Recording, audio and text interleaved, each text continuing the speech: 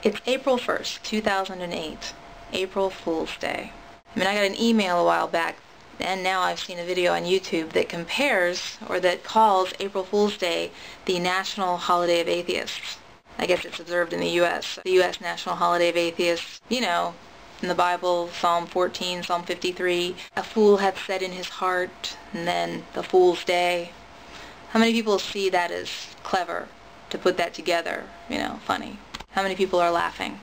Not me.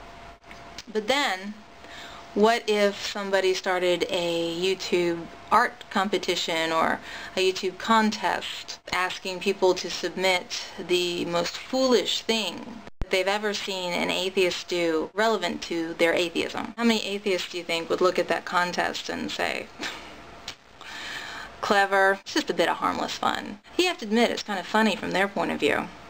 How many people think that a lot of atheists would get offended and defensive and start throwing up to Christians the foolish things that Christians have done over the millennia? That pick B. But I have to admit, I was at a loss as how to celebrate April Fool's Day. I'm not a prankster. I've pranked one time in my life, and it wasn't even original.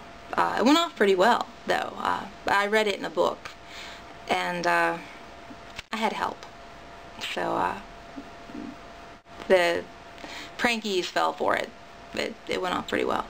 But I was drawing a blank. I wasn't coming up with anything. And just, you know, I mean, pranking and jokes, practical jokes, are not really my style. So I was at a loss at how to celebrate until I went to the Natural Foods Co-op. It's the first of the month, and so they have all their new sales, and kombucha is on sale. And I was thrilled, and I was buying kombucha and some other things, and one of the kombucha flavors did not ring up on sale.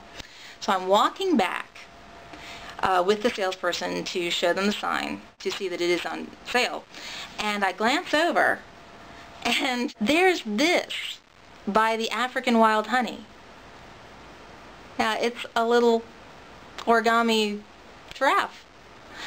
And I thought, oh no, a child has left their little toy in the aisle. That's so sad. Until we got back to the kombucha, and there was another employee from the co-op staring bewildered at a whole bunch of these things in her hands.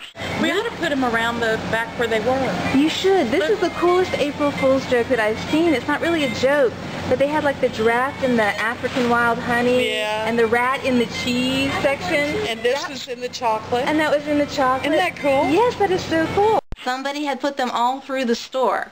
It was the most creative, beautiful slide. I mean, they were everywhere, and I didn't see anybody doing it. They weren't there when I got there, but so they put them there without anybody seeing it. But they were everywhere. There's a wild boar on the computer. Llama in the Thai food. Yeah, that is. What was that? No, that was on our vitamin desk. That is so cool. They were everywhere, and that gave me inspiration. I just loved it.